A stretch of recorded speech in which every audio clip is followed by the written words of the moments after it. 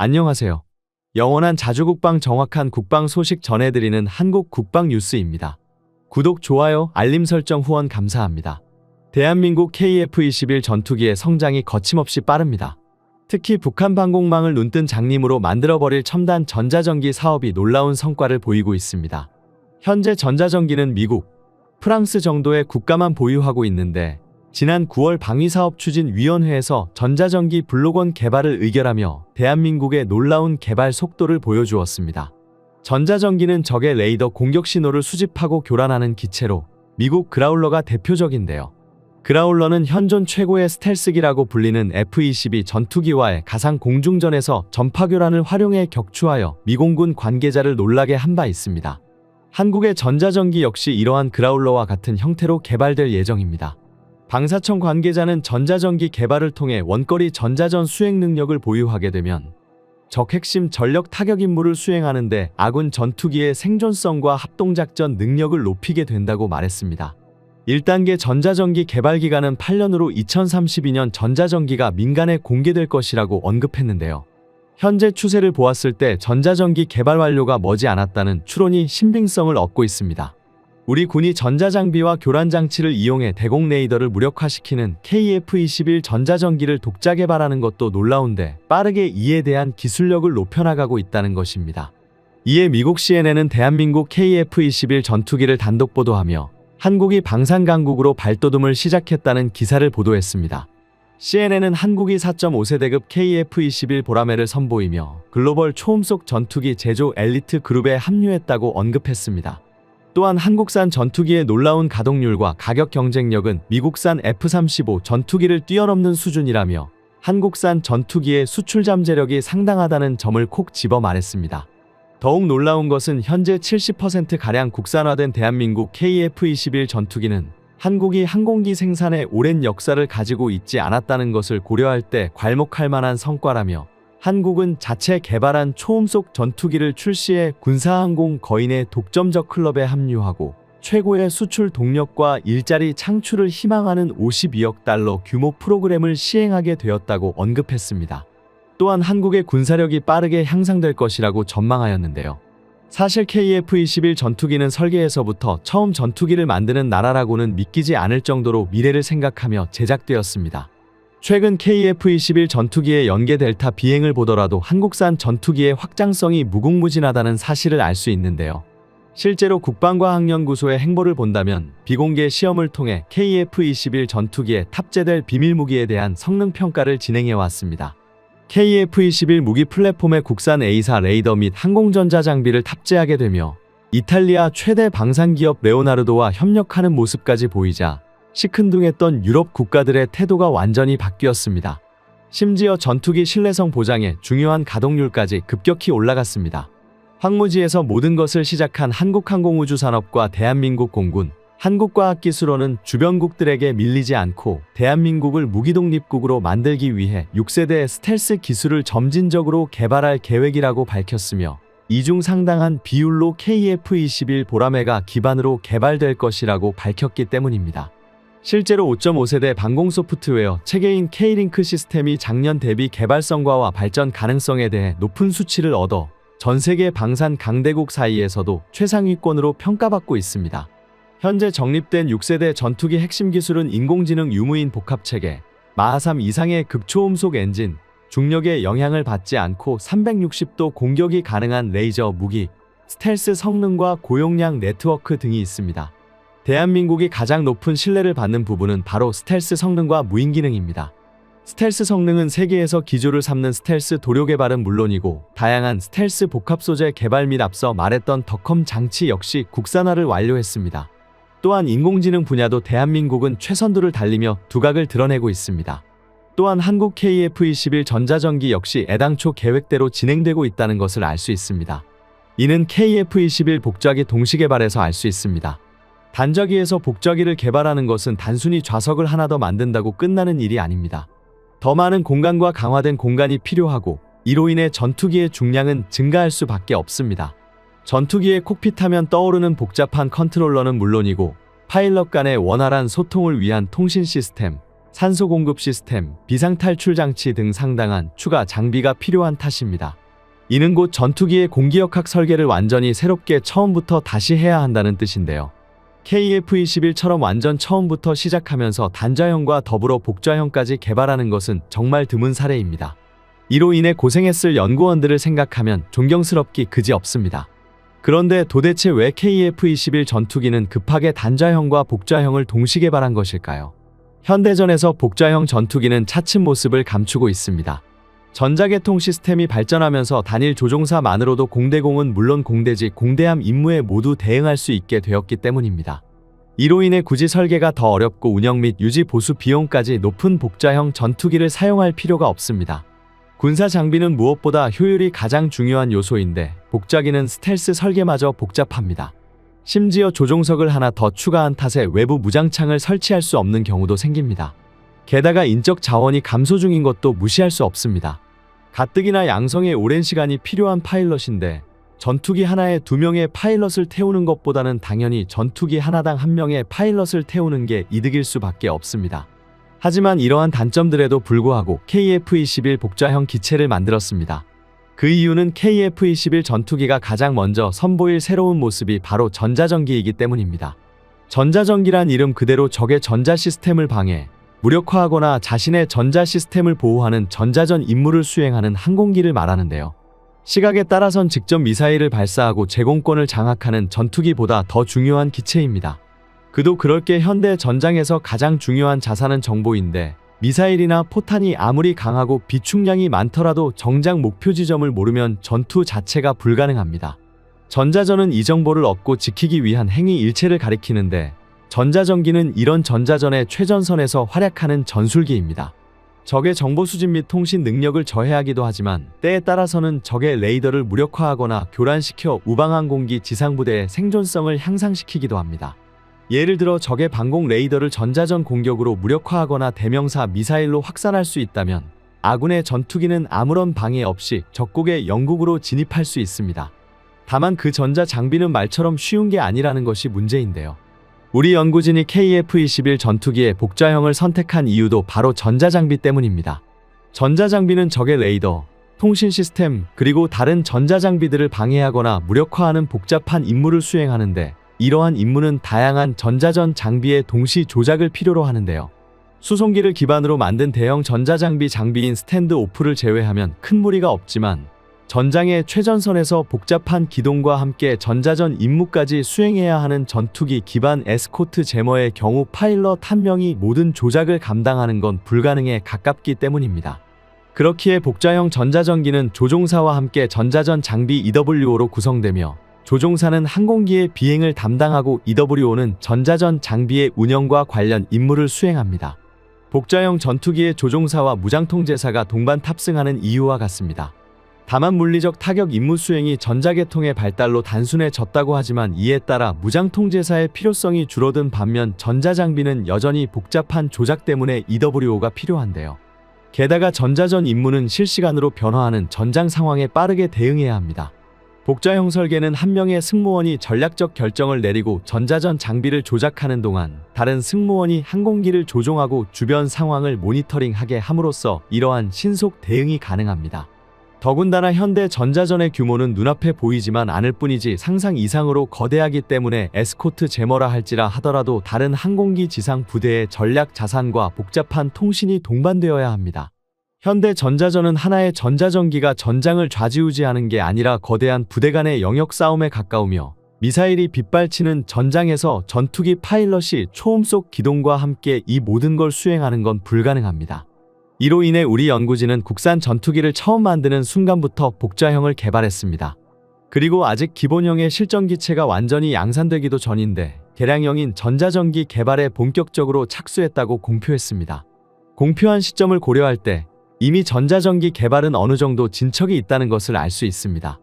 현대전은 점점 인간의 조종 기술로 감당할 수 없는 영역으로 들어가고 있기에 그만큼 전자전기는 굉장히 중요한 역할을 합니다. 미사일의 속도는 극초음속에 가까워지고 있고 이미 중력 가속도는 수십주를 넘어섰습니다.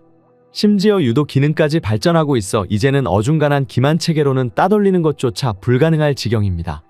하지만 반대로 미사일이 아무리 발전한다고 하더라도 플랫폼의 한계는 뚜렷합니다. 미사일 자체를 기만하는 것보다 차라리 적 전투기나 미사일 부대 방공망을 무력화하는 게 훨씬 효율적이라는 뜻입니다. 그리고 이 과정에서 가장 효과적인 무기가 바로 전자전기입니다.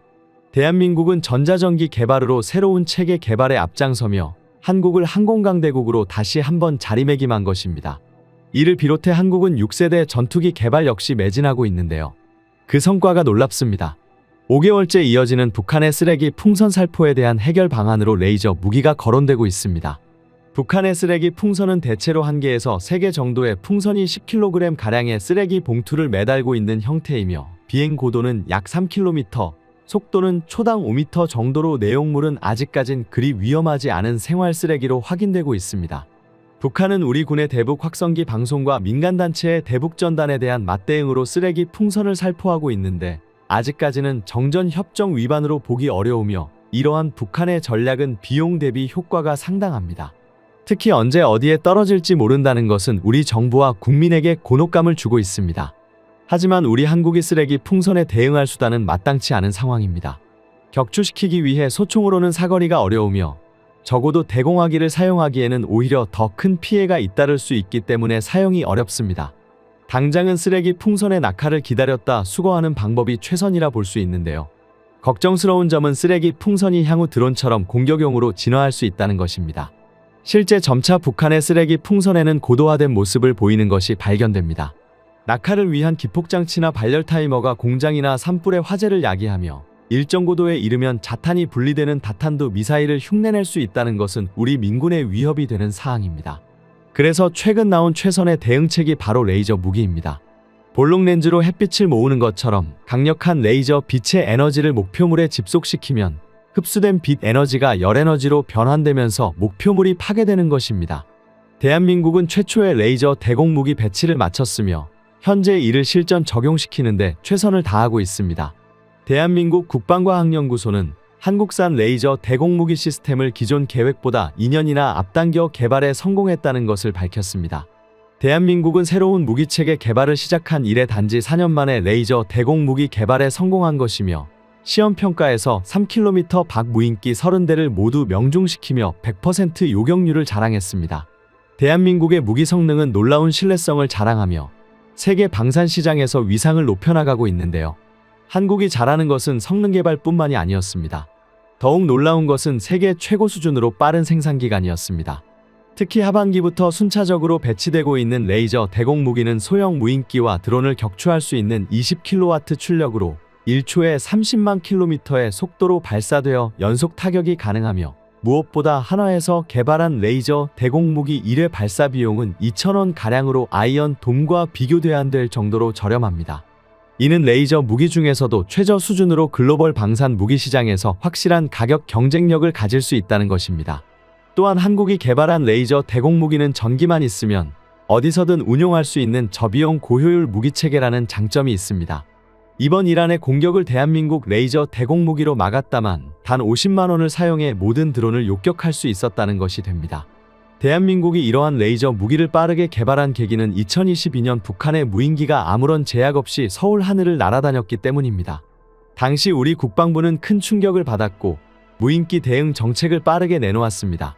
이후 국방과학연구소는 레이저 기술을 탑재한 KF-21 진화 모델을 통해 레이더 탐지 후 적기를 즉각 격추할 능력까지 얻을 수 있을 것이라고 언급했으며 결국 2년도 안 되는 시간 만에 국방부는 레이저 무기의 전방부대 전력화를 발표했습니다.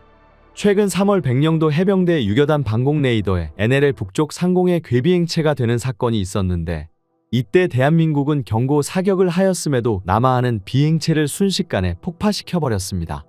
한국의 레이저 무기는 초속 30만 킬로미터로 목표를 즉각 파괴시킬 수 있는 능력을 갖추고 중력과 대기의 영향을 거의 받지 않아 더욱 무시무시한 무기로 각광받고 있습니다. 정밀도가 높고 신속한 대응이 가능하다는 것이 가장 큰 장점입니다. 이는 운동역학적 탄도 계산이 필요 없이 직전하는 레이저의 특성 덕분입니다. 우리 대한민국이 개발한 블록원은 20kW급 출력의 사거리 2에서 3km 제원을 갖추고 있으며 앞서 말했듯 요격률은 100%에 달합니다. 특히 발사 비용도 2,000원으로 전 세계 최저이기 때문에 당장 위협되는 북한의 대남 쓰레기 풍선을 격추시키기 알맞은데요. 이와 함께 군에서는 더 높은 30kW급 출력의 트럭에 탑재되어 이동 가능한 기동형 레이저 대공무기 블록2 드론뿐 아니라 미사일 요격이 가능하며 해군 전투함과 항공기에 탑재할 수 있는 100kW급 블록3 개발에도 주력하고 있습니다. 그런데 많은 분들이 관심을 가지는 것이 바로 블록3입니다. 항공기 탑재형 레이저 무기라 함은 우리 국산 전투기 KF-21 전투기에 레이저 무기가 탑재될 수 있다는 사실을 뜻합니다. 우리는 한국의 대공 레이저 무기 개발이 유의미한 성과를 거두면서 KF-21 전투기의 무기도 레이저 무기와 비슷한 결로 그 수준이 높아질 수 있다고 기대하고 있습니다. 대한민국은 최근 세계적으로 주목받는 대공 레이저를 실전 배치하기 시작했습니다. 이는 미국보다 빠른 속도이며 세계 최초로 레이저 대공 무기의 실전 배치를 선언한 것입니다. 전 세계 방위산업체들은 대한민국의 이러한 당당한 발표에 주목하고 있습니다. 그중 가장 기대되는 내용은 KF-21 전투기에 탑재될 무기 역시 레이저 무기에 가깝게 개량되는 단계를 거친다는 것인데요. 가장 먼저 KF-21 전투기에 탑재될 훈련 장비 국산화까지 성공했다는 소식이 들려왔습니다. KF-21뿐만 아니라 FA-50과 같은 전술형 경전투기의 훈련 가치를 높이는 데도 이는 큰 기여를 하게 될 것이며 전장 정보 수집 기술인 다출처 영상 융합 체계와 다중빔 안테나 기술까지도 완벽히 국산화되었다는 소식이 들려 국내 군사 전문가들까지 경악했습니다. 이는 네트워크 기반의 유무인 복합 체계의 전술적 구현을 진행할 기반 기술이 마련한 것이나 다름없습니다. 그렇기 때문에 대한민국이 6세대급 전투기를 보유할 발판을 만들었다고 자신있게 말할 수 있게 되었습니다. KF-21 전투기에 사용될 다출저 영상 융합 체계의 전력화는 국내에서 독자적으로 작전 탐지 교란 파괴 방어를 수행하기 위한 신속하고 정확한 감시 정책, 영상 정보 처리 및 분산 능력을 향상시켜 효과적인 표적 타격 작전을 지원할 수 있게 합니다. 다출처 영상 융합 체계는 전자광학 적외선 센서 등에서 수집된 대규모 정찰 영상을 통합 및 융합 처리하고 신뢰성이 보장된 표적 영상 정보를 생성하여 각 전장 관리 정보 체계에 전송하는 시스템입니다. 인공지능과 빅데이터 등의 첨단 기술을 적용하여 미래 위협에 대응할 수 있다는 것이 특징적인데요. 국방과학연구소는 하나의 안테나로 4개의 무기체계와 독립적인 통신망 구출을 할 수 있도록 독자적인 다중빔 안테나를 제작했습니다. 한국형 기술은 다수의 타일형 다중빔 안테나를 원통형으로 배열하는 능동위상 배열 방식을 사용해 360도 방향으로 다양한 대상과 자유롭게 통신할 수 있도록 구현되었습니다. 이는 전파 방해와 악천후의 영향을 최소화하여 무인기의 작전 영역을 획기적으로 넓히고 통신 능력까지 비약적으로 상승시킬 것을 공표했습니다. 또한 국방과학연구소는 다중빔 안테나 기능을 지속적으로 향상시켜 유인 및 무인기, 함정, 위성 등 다양한 플랫폼에 적용 가능한 초고속 정밀통신 무기체계 개발의 범위를 넓힐 계획입니다. 이로써 KF-21은 무인전투기와 함께 초고속 정밀통신의 발판까지 마련되었다는 평가가 지배적입니다. KF-21 전투기가 레이저 무기 장착의 발판을 마련되었다는 것입니다. 다만 실제 전력화를 위해서는 보다 다양한 추가 실험이 진행되어야만 한다는 의견이 대다수입니다. 한국과학기술연구원은 30여 년간 산업용, 의료용, 국방용 레이저 관련 각종 융복합 연구를 통해 첨단 레이저 산업을 개척해왔습니다. 특히 첨단 소재 관련 광센서 관련 응용 연구와 과학기술 정책 수립에 힘을 쓰고 있으며 레이저 기술 응용의 두각을 보이고 있는데요. 대한민국이 이러한 기술을 바탕으로 6세대급 전투기 개발에 앞서 5.5세대급 전투기 KF-21EX 개발에 총력을 기울이기 시작하자 많은 국가가 관심을 보이고 있습니다. 특히 한국과 함께 기술 협력을 이루어 KF-21 최종 진화형인 6세대 전투기까지 공동 개발을 진행하고자 하는 의사를 적극적으로 밝히는 국가가 있습니다. 대한민국 6세대 전투기 개발은 아직 초기 단계에 있으며 여러 국가에서 자체 버전의 전투기를 개발하기 위해 노력하는 상황입니다. 현재 6세대 전투기를 개발하는 국가는 미국, 일본, 프랑스, 독일, 스페인, 러시아, 중국 정도인데요. 이 중 유럽에서는 영국, 이탈리아, 일본이 추진하는 글로벌 전투 항공 프로그램과 프랑스, 독일, 스페인의 미래 전투 항공 시스템이 진행되고 있습니다. 이들 프로그램은 난관에 부딪힌 상태이며 그로 인해 새로운 국가의 영입을 바라고 있는데요. 프로젝트에 합류하길 바라는 1순위 영입 국가가 바로 스웨덴입니다. 스웨덴은 유럽 내에서는 작은 국가이지만 전투기 역사를 선도하고 있는 국가라고 할 수 있습니다. 스웨덴은 오랫동안 동맹들과의 방침을 고수하면서 군수산업 육성을 주력했는데 그 결과 세계 최고 수준이라 할 수 있는 무기 수출국으로 등극했습니다. 스웨덴의 대표적인 4세대 전투기는 사브가 만든 그리펜 전투기로 이는 굉장한 가성비를 자랑하며 다목적성과 완성도 측면에서 최고라는 평가를 받고 있습니다. 브라질 공군이 스웨덴 그리펜 36대를 도입했고 체코, 헝가리, 남아공, 태국 등이 해당 전투기를 운용하고 있습니다. 국내 방산 전문가들은 KF-21 전투기를 제작할 때 하나같이 KF-21 전투기의 최대 경쟁자는 스웨덴 사브의 그리펜 전투기가 될 것이라고 주장하기도 했었습니다. 그런 스웨덴이 KF-21 전투기와 6세대 공동 개발을 희망한다고 제안해온 것인데요. 지난 6일 스웨덴 국방조달본부는 스웨덴 한국우주업체 사보와 차기 전투기에 대한 연구를 원점에서 새롭게 시작하는 계약을 체결했습니다. 그동안 유럽에서 진행하는 6세대 프로젝트에서는 스웨덴 참여를 촉구하는 제안이 무수했습니다만 유럽의 제안을 모두 거절한 스웨덴이 한국과의 6세대 전투기 개발의 의사를 밝힌 것은 상당히 충격적인 사실인데요. 특히 유럽 국가들은 경악을 금치 못하는 상황입니다. 실제로 유럽의 유라시아 타임스에서는 스웨덴의 행보에 대해 유럽 국가들이 더 이상 자신들만의 연합으로 미래 경쟁에서 살아남기 힘들다며 대한민국과의 협력을 고려해야 한다는 것을 인정했다고 전했습니다. 국내 전문가들은 다국적 협력이라는 것은 개발 비용을 나누고 수요를 맞춰 규모의 경제를 실현하는 방법인데 현재 KF-21 전투기 공동개발 국가인 인도네시아와 같은 기술력도 신뢰도도 없는 국가가 아닌 스웨덴과 같은 높은 기술 수준과 신뢰를 갖춘 국가라면 분명 큰 시너지가 날 수 있을 것이라고 환호했습니다. 그동안 일부 국산 전투기 개발 반대파들은 처음부터 다른 방산 선진국들은 5세대, 6세대를 만들고 있는 지금 한국이 4.5세대 전투기를 만드는 것은 9세대적이라 비판했으나 한국은 처음부터 6세대 전투기까지 염두에 두고 개발을 진행했습니다.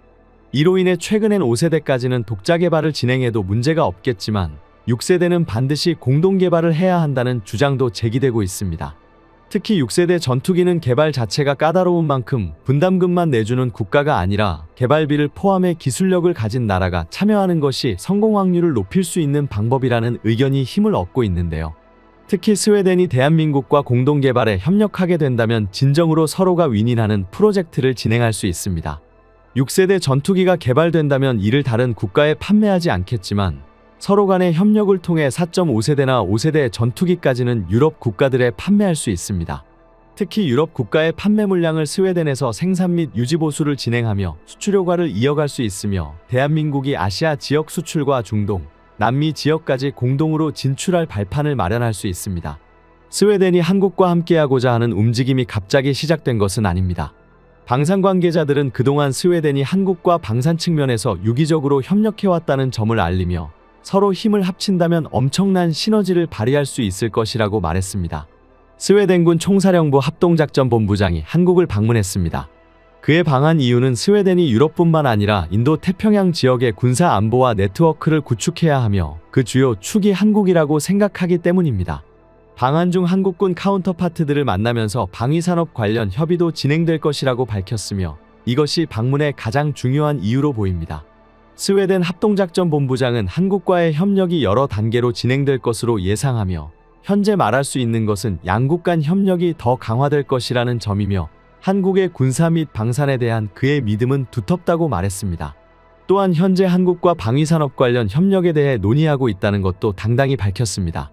구체적인 방산협력 내용은 밝힐 수 없으나 군사레이더, 잠수함, 전투기 등 다양한 협력을 진행 중이라고 언급했습니다. 군사 전문가들은 현재 6세대 전투기 개발 산업에 대한 협의사항이 분명히 오갔을 것이라고 추측하고 있습니다. 현재 유럽 방산이 대한민국을 견제하는 상황에서 스웨덴의 전투기 사업 참여는 큰 호재로 작용할 가능성이 높아졌습니다. 대한민국은 군사 선진국에 비해 시작은 늦었지만 도약하는 속도는 경이로울 정도로 빠릅니다. 이미 레이저 무기 개발의 기초를 모두 이루었으며 더욱 놀라운 것은 이 모든 것을 KF-21 전투기에 적용하여 더욱 뛰어난 수준의 무장을 이루겠다고 밝힌 것입니다. 최근 공대공 미사일 발사 장면을 당당히 공개하며 한국산 전투기의 실전 전투 능력을 민간에 선보였는데 최근에는 6세대급 공격수단이라고 불리는 KF-21 전투기용 레이저 요격 무기 개발 성과까지 드러났다는 것에 세계가 환호하고 있습니다. 현재 탑재되는 레이저 요격 시스템 지향성 적외선 방해 장비는 미사일 자체를 격추하는 것이 아닌 미사일의 적외선 탐색기를 강력한 적외선 신호로 교란하여 추적하지 못하게 하는 수준에 그쳤지만 6세대 전투기 기술로 개발되고 있는 고에너지 지향성 에너지 무기는 미사일의 탐색기나 구동계를 파괴시켜 격추하는 것을 목표로 하고 있습니다. 미래 6세대의 필수 조건 중 하나인 레이저 광학병기 장착의 청사진이 그려졌다는 사실이 밝혀진 만큼 우리 국민들은 우리 무기 기업에 대한 기대를 품고 있습니다. 지금까지 한국 국방 뉴스 시청해주셔서 감사합니다. 구독, 좋아요, 알림 설정 해두시면 언제나 좋은 소식 전해드리겠습니다. 즐거운 하루 보내세요.